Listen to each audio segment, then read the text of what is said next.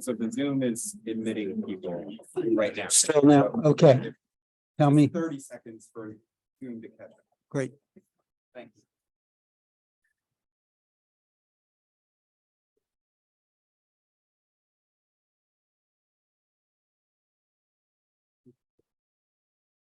We're good. Welcome all to IDA in the new facility, Madam Secretary, in this very important day of remembrance. In a few minutes, you'll hear from our guest speaker, Amanda Simpson, a notable public servant as the Deputy Assistant Secretary of Defense, a Vice President of Research and Technology in the private sector as well, and now recently retired, but a person of many firsts throughout a career of exceptional professionalism and individual example. As many of you here know, today we remember another, if tragic, first. November 20th commemorates the murder of Rita Heater, a transgender woman, in 1998. And while specific then to an individual in a specific community, it is a reminder of all those who's lost their lives to senseless and prejudice-induced violence everywhere. We at IDA and the LGBTQ plus employee resource group, in my mind, is instrumental in this larger endeavor where we strive to foster inclusion and a welcoming work environment for all of our employees. And this event and others like it, I think, also remind us all of our personal obligations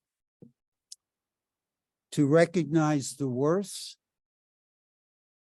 the potential, and the dignity of all of our colleagues. I'm grateful to Dr. Pooch Patucci, there you are, for your role in securing our guest speaker today. And to Jason Hunstead and the ERG team, who collectively bring us together on this day. I'll conclude with something that I always did did my best to articulate in leadership roles through the years. Everyone counts. Everyone matters. Everyone contributes to the limit of their ability. If only they are respected and offered the opportunity. I believe that this is true for all of us at IDA, and certainly true for members of the LGBTQ plus ERG, and who are, of course, our hosts today. So once again, thank you for joining this event this morning, and I turn the floor back over for the introduction of our guest speaker. Thanks, Pooch.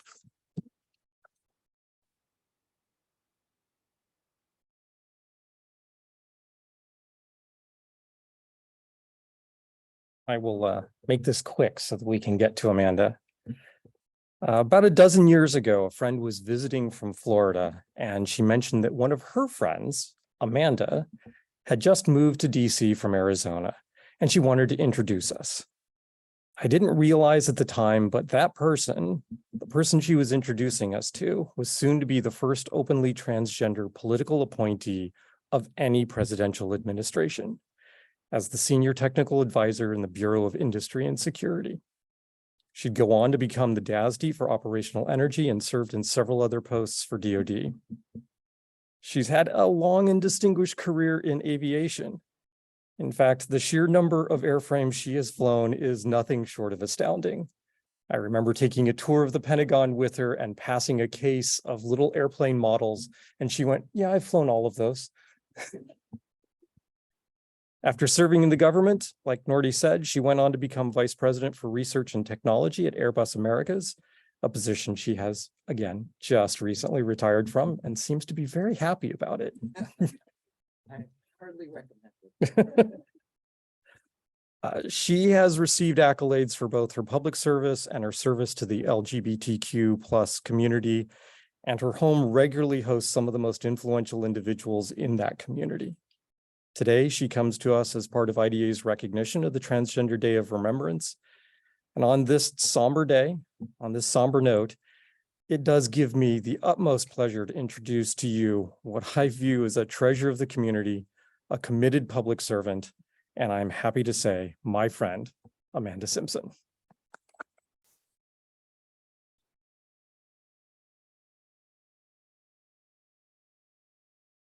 Well, good morning, everyone. And I really appreciate you all coming down and spending time. And for those who have a small window in the corner of their computer, thank you for listening in. It's Transgender Awareness Week. So I'm going to start out by making you a bit aware of me. I'm going to elaborate a little bit more on my history, give you some of my background, and then we're going to talk about what all this means, right? So I went to a small school, Harvey Mudd, not Harvard Med, but Harvey Mudd, and there I studied physics. I'm a physicist actually by training, but one of the extracurricular activities that they had there was a flight program. They would take 4 students a year, and introduce us to flying as a practical application of the science and the technology that we were learning in the classroom. And for me, I mean, I was like hooked. This is awesome that you know, the experience of flying, to understand how we can interact with our environment, how all the different little pieces have to work together just right to conduct a safe flight. And so after college, you know, I was like, okay, I'm going out in the world, you know, I'm going to do what is expected of me, right? So I got a job, right? A pretty good job. I managed a high-tech assembly line making vacuum tubes. Okay, so not the little glowy ones that you'd see in an old-time radio or TV, but these were big, high-power devices that were used to as amplifiers in airborne radars for military aircraft. But, you know, I had caught that flying bug. And when I met someone who recommended me for a different division of the same company that I was doing work in, and working as in the flight test department, they wanted me to fly jets. You know, I couldn't say no, and I absolutely jumped at the opportunity. And so I became a captive flight test director. And over the course of the next 15, 20 years, I actually ended up running that organization, which was interesting because I was the only non-military trained pilot. But because of my connection to understanding the engineering and the requirements of our customers, I was viewed as one of the best pilots that at the time Hughes Aircraft had. And so you know, that's what I did. I ran programs, I developed test programs, I got to fly a lot of different aircraft, doing some interesting things. I do believe I hold the world's record for flying a jet aircraft below sea level. That's a long story for another time. And I also started a flight school out in the San Fernando Valley at Burbank Airport with some friends. So I was instructing all at the same time. And so all these things were going on in my life. Life seemed pretty good, but I still knew that something was missing. Something was missing from my life. Something wasn't right. So I did what was expected. I got myself a family, right? Got married, had 2 stepkids, and after a few tries, I had a son of my own. So look, American dream, everything's perfect. But no, something was still off. And it took me a while to figure out what that was. I knew because I have, had feelings going on for decades, but it finally had a word. I wasn't being authentic. I had the great career. I had a loving family, all the things you're supposed to have, but I wasn't truly being me. What I was outside wasn't representing what I felt inside. And after years, and really quite definitely decades, of avoiding what I knew to be true, to be me, I came to a crossroad of risking everything to be authentic or not proceeding at all. I knew that I could lose my job, my career, my family, my friends, or even my life. That was Brené Brown that said, authenticity is a collection of choices that we have to make every day. And it's about the choice to show up and be real, the choice to be honest, the choice to let our true selves be seen. But the thing is, the pursuit of happiness frees us to be everything we were meant to be, but we have to admit our shortcomings to ourselves, recognize our strengths, of course, and live as who we are. And I personally believe that much of the disconnectedness that we sometimes feel grows out of that need for authenticity. We long for genuine, trustworthy interaction and equality where we work and live, and we experience fulfillment with our relationships with others that are honest, grounded in the truth of who we are.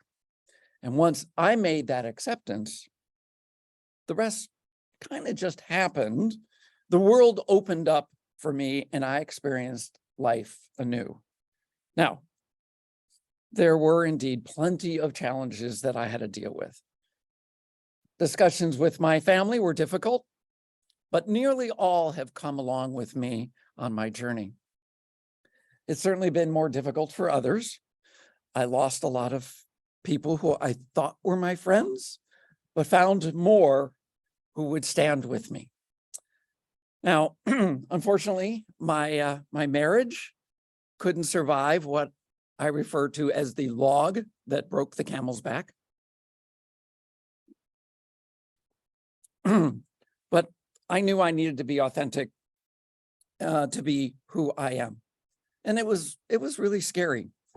I vividly remember making the appointment with the president of the company now known as Raytheon Missile Systems, Louise Francisconi. Now, I was going to tell her that I was going to transition my gender. And showing up for that meeting was an irreversible milestone on my journey. No sooner had that discussion began when I absolutely broke down in tears. I had a hard time just talking. But Louise was a friend that I had known for like a dozen years, and at the time, a president of a multi-billion-dollar defense segment. So she helped me continue, offered to relocate me anywhere within the corporation with the same pay and the same responsibility. But I knew that I wanted to stay in Tucson, Arizona, where I was living, because I enjoyed what I did, and I enjoyed and had friends that I worked with. Plus my son and my support structure was there. So my hope was to transition in place. She said, "Wow, you got balls." I said, "Not for long." We joked that I'd have to take a 27% pay cut to be in line with the other females in the company. But in reality, she actually empowered me to work with our HR department to put together a transition plan for those that I worked with and interfaced with. Sure, there had been others who had transitioned before, but there were no policies, no best practices. Heck, they'd never even written anything down, and few in the HR department even knew that others had transitioned within the company before. But I'm a scientist and an engineer and a really darn good manager. So I knew that documenting the process and policies would be important so that others in the future may benefit from what I and the organization would learn from the experience. And it was that plan that I helped develop with a friend that has been adopted into practices that were eventually shared and embraced by most corporations over the following decades and are still used as a guideline today. Now, I firmly believe that the only person that I can change is myself, and sometimes that makes all the difference. I saw the world in an entirely different light once I made the choice to move forward, to be authentic. But don't worry, that didn't stop the bullies from appearing and speaking and acting against me. There were some issues raised at work. There were some issues raised in the media because it was a fairly big deal when someone at my level in a moderately sized town publicly transitioned their gender. Well, at least 20 some odd years ago. And while I had many friends and supporters and allies at work, transition wasn't a cakewalk by any means. One of the steps that the company took was educational sessions with doctors and therapists to answer any questions that employees might have about being transgender and the process of a gender transition. Now, this gathering was held in the largest conference room on site. And at the time, Raytheon in Tucson employed a little over 13,000 people. So it was a very packed room. And I wasn't permitted to attend, right? And I understand it was a very lively conversation. Now, I want you to imagine that there's a meeting down the hall and you're not permitted to go into the room and they're talking about you. How do you think that would feel, right? And I later heard that someone asked if, because I was a pilot for the company, would I fly a plane full of people into the side of a mountain as some kind of hormonal enraged murder-suicide? That was where people were coming from, right? But I later did decide that it was okay that maybe I didn't pilot company aircraft for a little while, let people get used to seeing me, get to know me, get to trust me before I re-entered the flight deck. And this is one of the reasons I kind of made a lateral move into project management. Now, something else came out of that meeting, a concern about where I would go to the bathroom. Yep. And no, I didn't stop peeing for a couple of months. Some wanted me not to use any restroom on site or have someone stand outside as a guard to warn others that the facility was being used, or maybe have a sign that would be hung on the doorknob to let people know. And even a few months after my transition, an admin walked into the restroom, found me at the sink washing my hands, and she exclaimed, "What are you doing here? I was told you weren't using our restroom." I mean, I guess it goes to show that the rumor mill was certainly the most believed, but not necessarily the most accurate channel of communications. Now, immediately after that experience, someone started a petition to prohibit me from using the women's restroom. Now, I don't know how many names were on it, but news of it made its way to the Vice President of Human Resources, and he made it quite clear that that attitude was not acceptable and was not company policy, and that I could use whatever restroom I felt was appropriate, and the company does not make policy by petition, and anyone's name that was found on such a petition would be fired. And I don't think anyone was fired, because I'm pretty sure that document disappeared really quickly, but I think he made his point. And of course, there were social issues as well. And most important were, in the workplace, but there were also some that were not work related. Turn to the right page. Oh, I got another work story. So at the time, I was indeed managing lots of multiple small, highly classified projects. And each one of them had a team. And as those projects were completed, they usually lasted between 6 months and 2 years. I would get new assignments. But all of a sudden, I wasn't getting any new assignments as I had been prior. And I went to my director, who told me that, there are people who are uncomfortable with you and what you did, and they don't want to work for you. And thus, I can't make them work for you, so I can't give you any more work.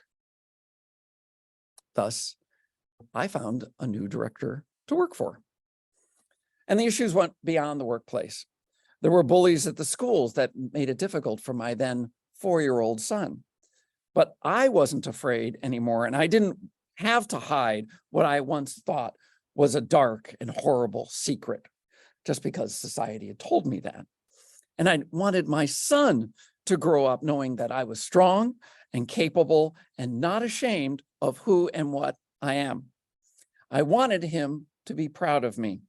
Thus, I knew I had to be open and out and stand up against bullies, even some of his, in whatever form they took, and be able to speak out. Oh, and that director I had worked for, he was forced to retire early as he didn't support the ideals of the organization. Another quick story, before I began my transition, which was back in the 20th century, our engineering department was planning their holiday party, a gala. But some people objected to calling it a gala because there was an affinity group, the Gay and Lesbian Alliance. Gala. Just that was their mindset. We can't call it that because it could be associated. But after I transitioned, I joined that group and suggested they expand the name to be a bit more inclusive, but was told that there aren't any transgender people at Raytheon. They told that to my face. And let me be clear, I wasn't even the only one in the company at the time, just the most recent one that didn't want to transition in secret. Well, we did change the name to GLBTA, and I think it's morphed a few times since then. But it was through that group that I campaigned for same-sex relationship benefits in the company, and eventually adding gender identity and expression to Raytheon's equal opportunity employment policy back in 2005, which became the first defense or industrial company in the US to do that. And that was a really long process. And I thank Bill Swanson, who was the Raytheon CEO at the time, for standing up and believing in us as he did. So I was me, I was out, I was free, and I could engage in activities and pursue interests that I had been hesitant to do so before, now that the secret was out. And that's how I got involved in politics. And when I got involved in politics, I didn't do so to make a transgender statement. I did so because I thought I could do a better job than the current set of Arizona legislators. But that was opening a new window that I hadn't envisioned or even really considered before. But my platform was all about things that were important to our community. It was about education. It was about how we were dealing with healthcare in Southern Arizona. It was how we were dealing with our budget and the economy and the access to water. And the experiences that I brought had very little to do with being transgender. It had to do with being 20 years in industry, owning my own business for 7 years, and dealing with people in politics for decades. And that's where my strengths lie. And I won the primary election and nearly won the general to be a representative in the state house. Sure, there were still a lot of critics back then, but I had the personal support of so many, many friends. And then my then 9-year-old son, Max, who was even walking neighborhoods with me, knocking on doors. He was very proud of me, telling me that he wanted to be president of the United States someday. But my motivation was to be the best that I could be. But I had been out for years and there was no going back for me. It was partly that confidence in being authentic, that being my authentic self that moved and motivated me. I remember when Max was little, we go shopping at Costco and some of those other stores. There's always those food samples. And to a young growing boy, he had to try everything. So he would run over to each display, patiently wait for others to take theirs before asking the server for a portion. She would tell him, the server would then tell him that he would have to ask his mom for permission. And she looked over at me. Well, at this point, Max would plant his hands on his hips, stare the server in the eyes and proclaim, "She's not my mom, she's my dad. She used to be a boy, but now she's a girl." Yeah, I was out. And I get a glance from the server. It was slightly embarrassed. And to which I would nod and say, "Sure, yes, he can have a sample now. He's done his good deed for the day."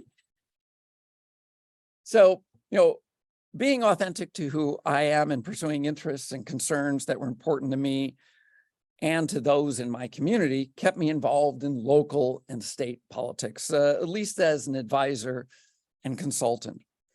And it was that continued participation and those choices that I had made that ended up being elected as a delegate at large from the state of Arizona to the 2008 Democratic National Convention in Denver. And it was there that I was introduced to members of Senator Clinton's and Senator Obama's campaign staffs. Now, I didn't think much of it at the time, but after the inauguration, I got a phone call from the White House asking me to join the administration. Now, I don't know how many people here have ever gotten a phone call from the White House. General, I know you have, but I hadn't, and I initially thought it was some sort of gag, right? But it wasn't. They were looking for people with experience in various fields and an understanding, or at least a tolerance for politics, to take leadership positions in the government. And I couldn't say no. I just couldn't say no. So I took a leap of faith, quit my job, moved myself across the country, took a pretty huge pay cut, and began as the senior technical advisor to the Department of Commerce.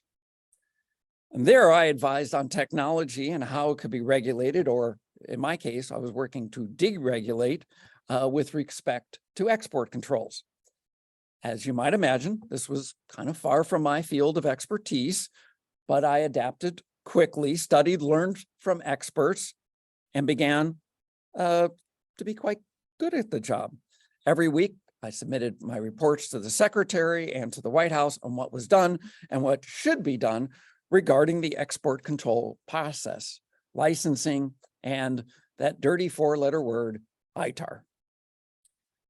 While these reports came to the attention of the Undersecretary of Defense, Ash Carter, who thought I should come back into the defense world, and was asked that I interview with his deputy, Frank Kendall.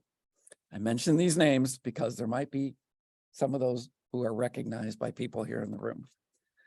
And it was decided at that time that the best use of my skills would be as a senior advisor and special assistant to Heidi Shue, the Assistant Secretary of the Army for Logistics, or for Acquisition, Logistics, and Technology, ASALT. And I got to tackle some really important issues for the U.S. Army as ASALT, an organization of over 75,000 people and a budget north of $150 billion a year, which was responsible for all procurement, all programs, research, and science to support operations and future investments of the millions of soldiers of the United States Army. But I got to, I was working for a civilian equivalent of a 4-star general, and my job was to coordinate all of the program executive officers in the US Army, the 1 and 2 stars in the Acquisition Corps. So a great opportunity. But in 2013, the Secretary of the Army asked me to take over command of a task force that was charged with bringing alternative energy sources at Army installations to increase resiliency, leveraging private investments. Again, a subject that I knew little about at the time, but he turned to me because I had demonstrated the ability to work with and motivate teams. Previously, the task force had been led by a technologist from the Department of Energy, but nothing was getting accomplished. Not only did I stimulate the team to sign over a dozen agreements valued at a little over $2.5 billion in the 2 years I was there, but I also demonstrated the value of the organization, which was converted to a permanent office, the Office of Energy Initiatives. And I really enjoyed that spot. I enjoyed going, doing groundbreakings and ribbon cuttings because we were really moving projects forward. But you know what happens when you're successful, right? You get rewarded with more work. So the now Secretary of Defense, Ash Carter, needed a senior advisor on defense energy. So I was sworn in as the new Deputy Assistant Secretary of Defense for Operational Energy, where I had the responsibility for the utilization of energy for military operations and support worldwide. Okay, so that's the fuel for the planes and the ships and the trucks and the tanks, and then remote installations and batteries for dismounted soldiers and Marines, and the technology and all the policies going along with the purchase of energy. Basically, I had a say in anything in the military that used energy. That's pretty much everything with an on-off switch. Now, that was a civilian 3-star position, and I headed that office until the new president was sworn in and all the appointees were fired. Okay, so I tried retirement. And after a year of failing at retirement, I joined Airbus, where I was the vice president for research and technology, and I was responsible for all of the innovation in the Americas, basically the entire Western Hemisphere. I coordinated internal and external research and innovation projects for commercial aircraft, helicopters, defense systems, and satellites. And I will tell you that this concept of collaboration between all these different products and business units was something that was really new for Airbus, not just Airbus in the Americas, but Airbus globally. And that was a bit of an uphill climb because all my experience working with helicopters, commercial aircraft, military aircraft, defense systems, space operations, technology development made me a really good fit. But it was a really struggle to get that incorporated into Airbus, which is now the policy for the corporation worldwide. But here I am, retired once again, and speaking and consulting a bit, but doing things on my schedule and those of my choice. So, as I mentioned, I do quite a bit of public speaking. Recently, it's been mostly focused on aviation and sustainability efforts, such as the use of SAF, hydrogen fuels. But now and then, I'm asked to talk to a group about LGBT issues. And the topic that I least like to present is on the day, the Transgender Day of Remembrance. Because to prepare for a presentation like today's, I must face the fact that it's dangerous to be transgender in the United States. We are an endangered people. Believe me when I recognize we are not alone. I could go down a list of identities, beliefs, ideologies, physical presentations that not only bring discrimination and hostility in this country, but even death. And each year, I read the names of the transgender people killed in this country and I look at their photos and I read how they died and I read their obituaries and I cry.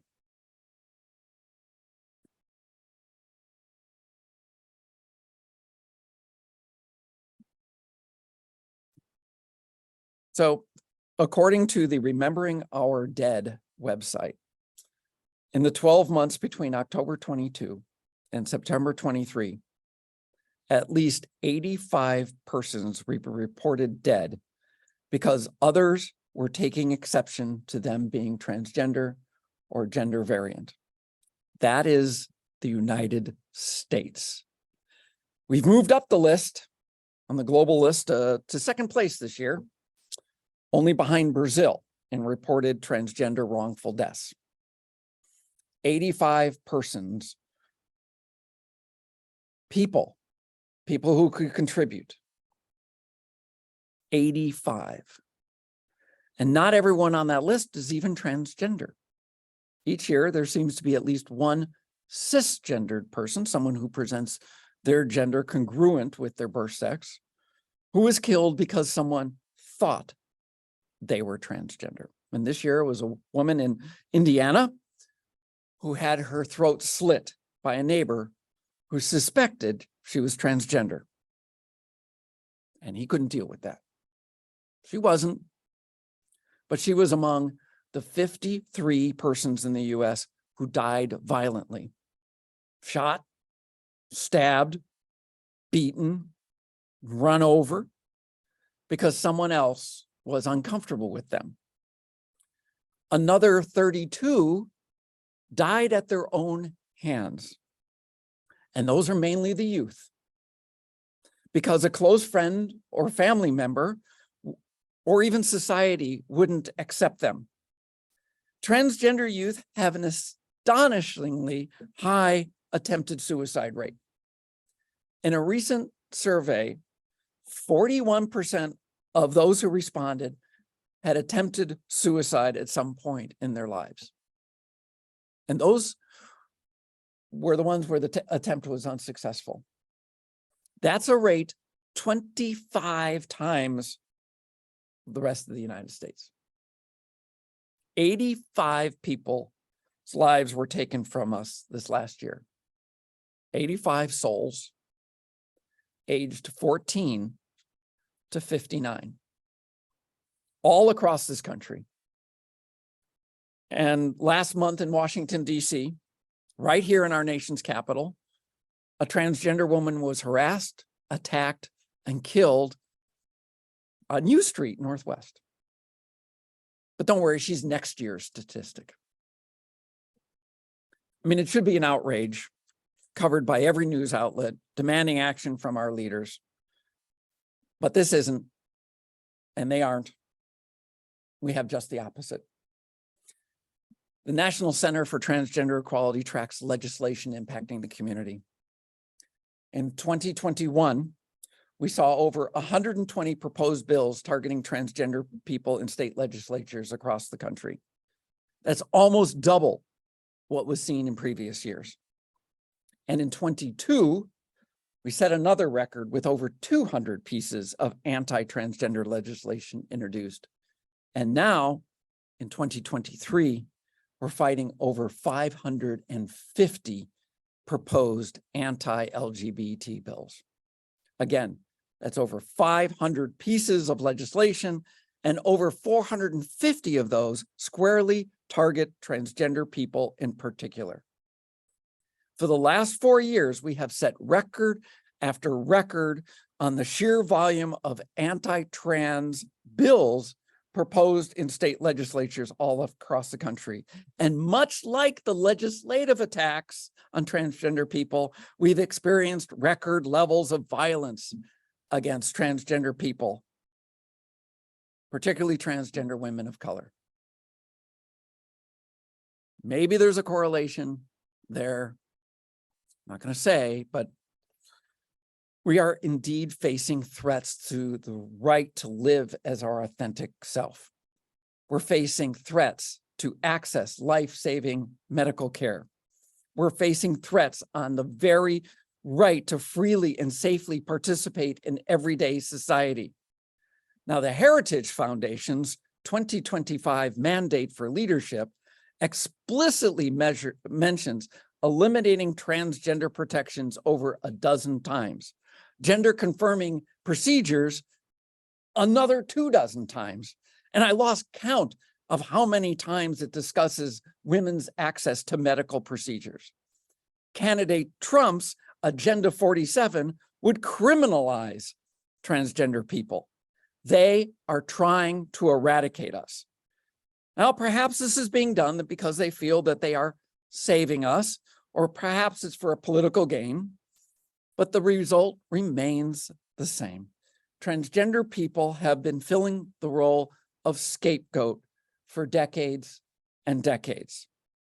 Transgender and gender non-binary conforming people are bullied, harassed, and assaulted in society at a shocking rate. I know, because I was there once too. I had a physically and emotionally abusive stepfather because I didn't match someone's expectation of what they thought a boy should be or how a boy should act. I was taunted, teased, and beat up in elementary school and high school for being different, for not fitting in. And yes, I entertained thoughts of that it would be easier for me to end my life. But I cared too much for those I loved to put them through such an ordeal. So I would go to sleep each night and pray that it would get better. And I knew what it was necessary to get better.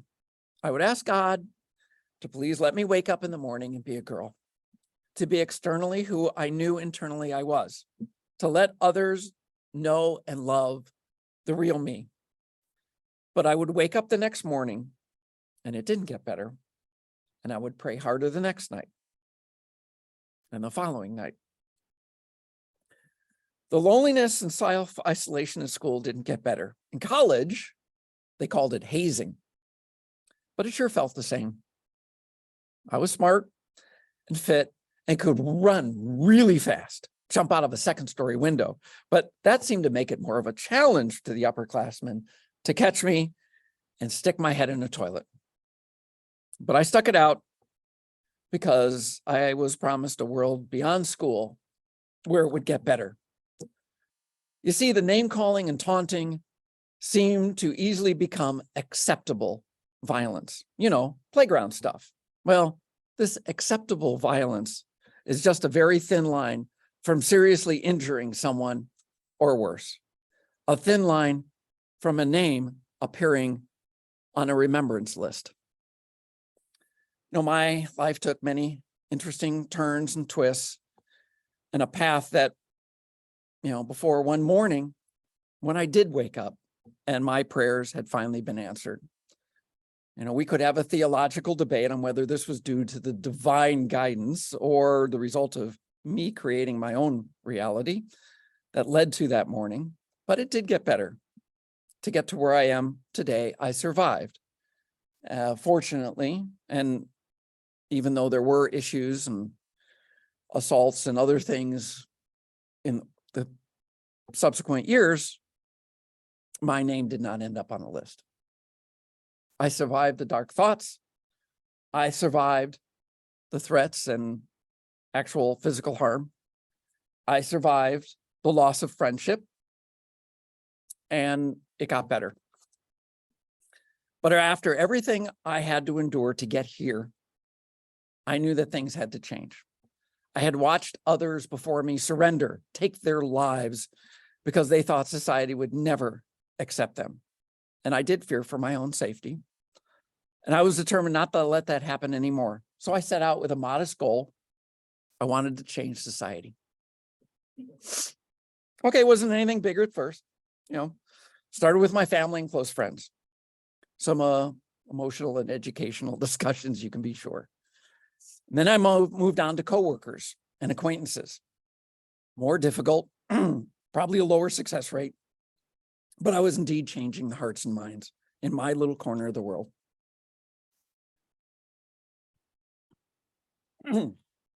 But it's not enough. So the circle became more difficult to expand, but I was committed to do so. Local exposure through statewide activism, and then educational addresses to national audiences. But most often, the change is made one-on-one. Interactions with coworkers or a contractor or a customer that yet didn't know my history, but respected my professional work. I'm telling you this because I need your help. None of us can change the world without each other. We just can't leave here, just listening to a new list again with only prayers and warm thoughts to offer. We need to take action. I'm not talking about change through violence, but change through discussion, through communications and emotional connection with other human beings. To stop the deaths, we must reach out to everyone and educate them about acceptance, about thinking and caring before reacting with violence. And to do that, we must eliminate the hate, the taunting, the name calling, the hazing, the bullying. They seem so minuscule at the time when viewed individually. Oh, you can shake it off. You'll get over it. It's no big deal. Words can't hurt you. But let me tell you that words do hurt. More often than the physical wounds that can heal, words have very lasting effects, particularly when you're young and still trying to find your place in the world, still trying to come to an acceptance of internal feelings that you don't understand, and you don't know who it's safe to reach out to. And often that thin line is crossed without notice. Remember, every flood begins with a single raindrop. It's those incongruencies between what society has deemed normal and acceptable and how we express our gender, our identity, our self that challenges some. Unfortunately, many people don't cope well with challenges, particularly when they aren't prepared for them. They react. They don't think, consider ramification and impacts and outcomes. They just react. And the only way to change reactions is through training and preparation. This is nothing new. Before I was asked to land an airplane, I trained. Dealing with anticipated emergencies, I trained. Leading and managing a team, I trained. I prepared. Of course, these were specializations that I sought out. But before I specialized, I was generally trained for life by my parents, by my early educators and role models. And it's been said that we learn everything we need to succeed in life from the kindergarten. But it appears that perhaps some remedial training is indeed warranted. How we deal with conflicts or unexpected situations, how we treat people that we perceive to be different from ourselves.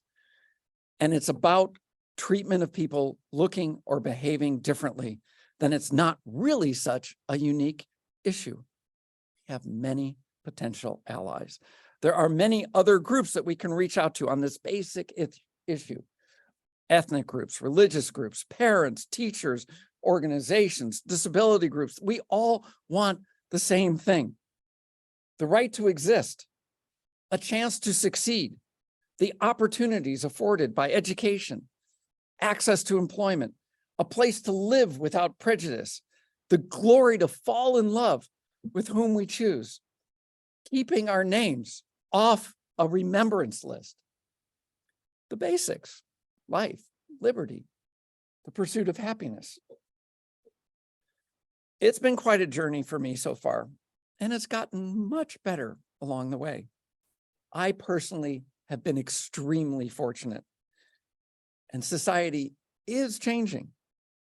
Gender nonconforming people are much more visible today than in decades past. A quarter of the states now have transgender employment protections. We have a national hate crimes bill signed into law. Gender variant persons have won local and statewide elections. And there are several openly transgender persons working for the President of the United States. So yes, things are getting better, but not yet good enough. As long as there are remembrance lists, as long as there are people taking their own lives rather than believing in a future for themselves, as long as bullies terrorize others, as long as prejudice is met with indifference, as long as differences are considered negatives, as long as words are used to hurt, as long as some are not welcome in all parts of our society, there is work to be done. I can't change the world on my own. I'm asking for your help. And we can't change the entire world on our own. We need to solicit help from a wider group. We need to reach out and find allies, establish partnerships, emotionally invest in others, and in return, they'll better accept and support us. We have to put an end to the name calling and the ridicule and the uncontrolled responses that too often result in violence. We have to do this for the youth who struggle for acceptance, for the parents who fear for their safety, for our children who shouldn't be pressured to feel ashamed of their parents, for my parents, for your parents, and for our partners. So let's change the world together. Stop the violence by stopping the hate. A bit of education can go a long way. Let's not need to have a Transgender Day of Remembrance next year. Thank you.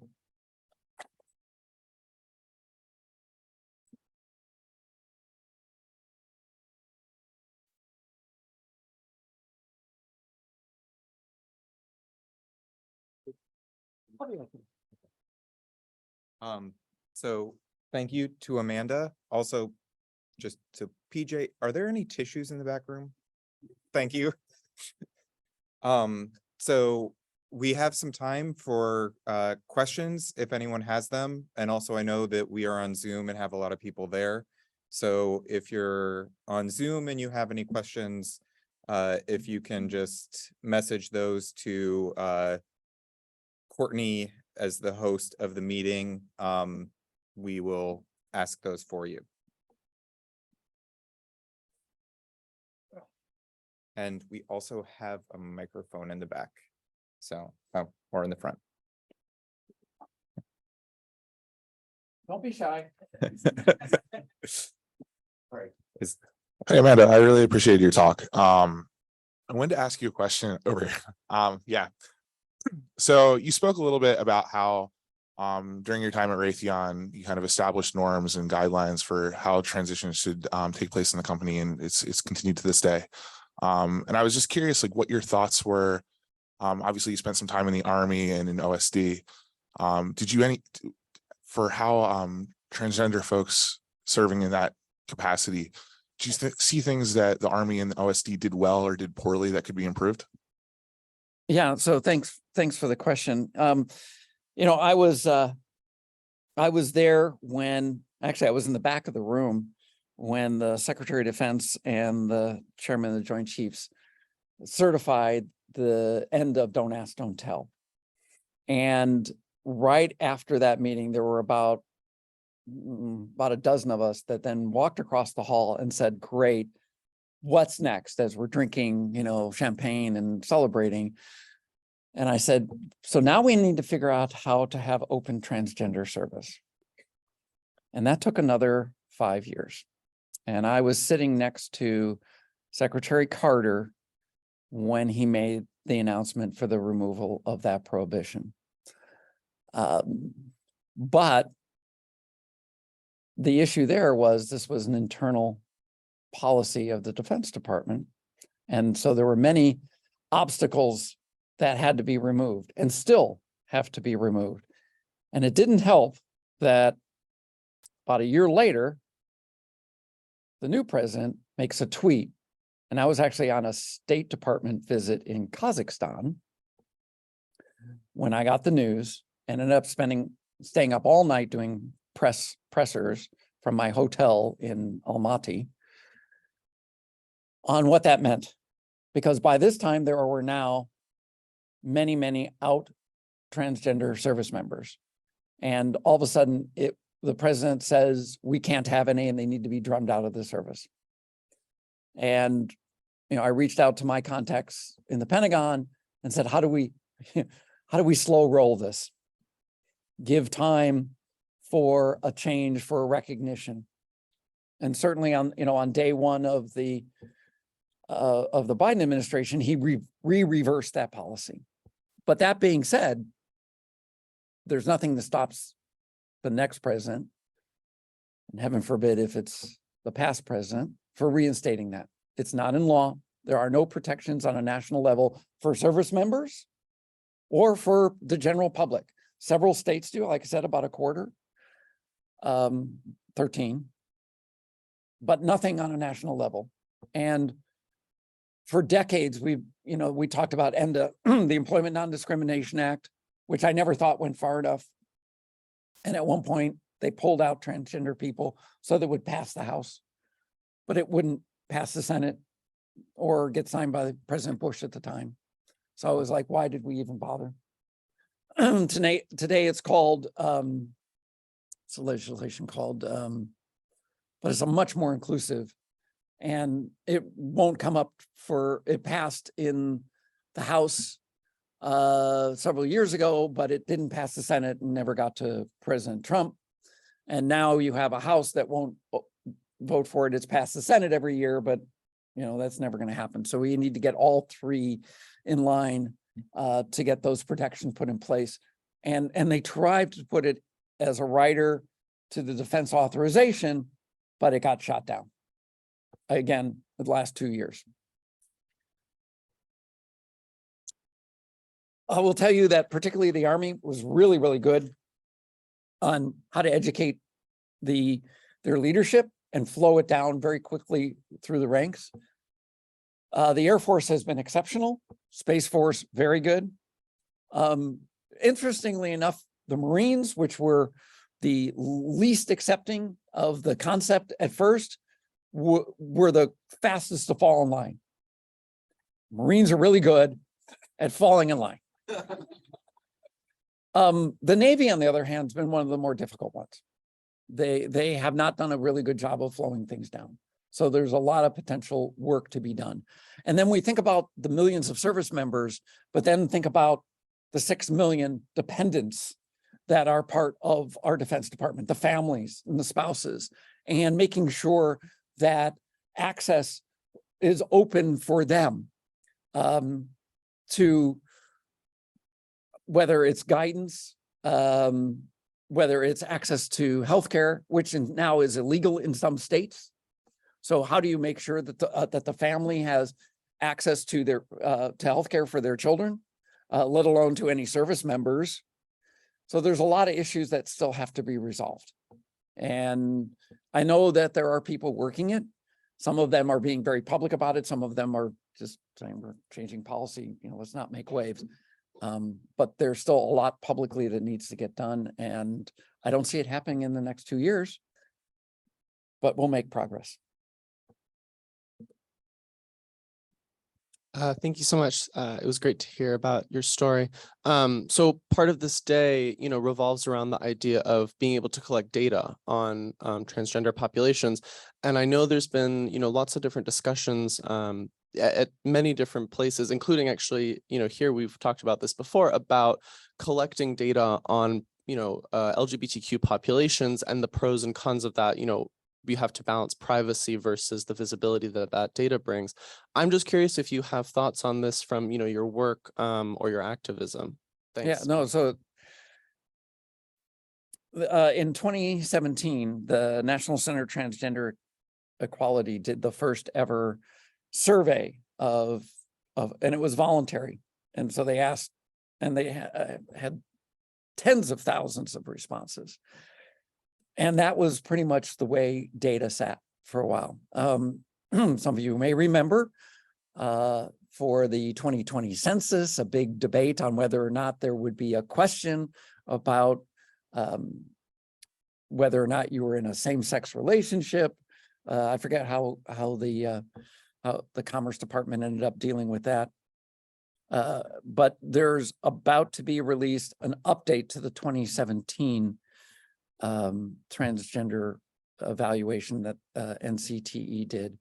It should come out later this month, I'm told. And I think they got something like 4 to 5 times the number of respondents from 2017. So we're really kind of waiting for that data to come out. But data is important because decisions by the executive branch, by Health and Human Services, by the veterans of, by the VA and others are based upon numbers. And so getting those statistics are really important. And yes, I know that they're, and I worked for a European company, right? And so the concept of personal data is very much in the forefront of understanding, but the understanding that while there's personal data and then there's aggregated data, and how the value of aggregated data is so very important for the decisions and policies that are made.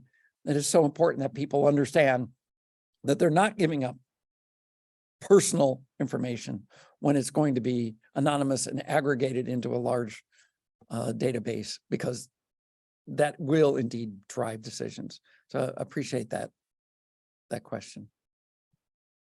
All right. Oh, we haven't. Okay. Hi, Amanda. Thank you for your story and coming to speak with us. I think we work in a fairly progressive and inclusive company in a part of the country that's similar. And, obviously we have an event like this where we can come hear you talk. How do we reach people that don't work at IDA or live in a part of the country that is inclusive or want to hear you talk? It's a great question, and that is indeed the challenge, right? Many of us have family that are not in this region or not amongst those more progressive, those 13 states that have those protections. And we should be talking about it. I mean, it's been pushed into the national spotlight. And so there are issues, and we shouldn't be afraid to address them. Now, I'm not saying that you should go home for Thanksgiving with your parents and decide to have a debate over the Thanksgiving table. We know how that works out sometimes. But people, everything we do is personal, right? We can talk about, there was people go, you know what, I really don't like gay people, except for our neighbors, because they're okay. And so, those generalizations have to be qualified with, there are lots of people on both sides of the issue that understand and get exposed so that they see that, yeah, there are trans people that are like myself, that are very successful, that are huge contributors to society. There are indeed trans people that are super down on their luck. There are some trans people who the only way they can survive is through illegal or illicit activities, because that's where the society has pushed them. That doesn't mean we should ignore them. It means we should be listening to them. And wherever possible, put a hand out to help them up and help them find a way to stand on their own and to be accepted in a new community. Going back to your question about the military is evaluating whether they need to start moving people around to be, as they PCS between different assignments, to be in more accepting communities. And the question becomes, what impact does that have on the readiness of our military? What does it mean when people, some of our very high-performing officers and enlisted, can't be sent to bases in Florida or Georgia or Alabama or Texas or elsewhere where there are certain specialties. What does that start? What does that mean? What are those impacts? So how do we think about that we make these small choices and we let hate fester and grow, whereas we need to be saying that's not acceptable, that the smallest darkness needs to have light shined on it. And so we start with those kind of conversations. It's always going to be the one-on-one conversations. And when you hear someone, I was last night at the British Embassy, and the attaché got up there, their military attaché, and he talked about how it's up to us to, when we hear a comment, and he used the one, "Oh, that's so gay," to say, you know what, that's not acceptable. To say that means that's associated with a negative. For me, I'd say, really? I thought that was a bad, you're saying it's not, that's so gay? I thought, so you mean it's awesome? But we need to speak up when we hear those things. And I'm not just saying for LGBTQ plus people. I'm saying for all the, it's, look where we're at today in the world. We have 2 wars going on over issues about not accepting each other. It starts with people planting ideas in others' heads that someone is unacceptable, is less than, doesn't measure up. My wife has been watching old reruns of All in the Family and listening to Archie Bunker.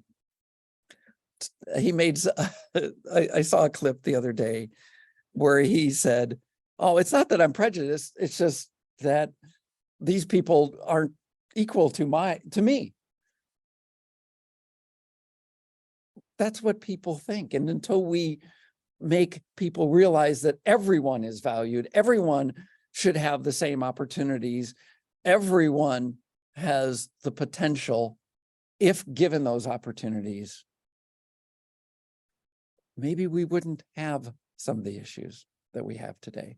I'm not saying this is a simple solution. I'm not saying it's going to happen in the next days, months, years, or even my lifetime. But if we can bend that arc towards justice, we'll eventually get there. All right. I think we're gonna wrap up. I want to thank Amanda one more time.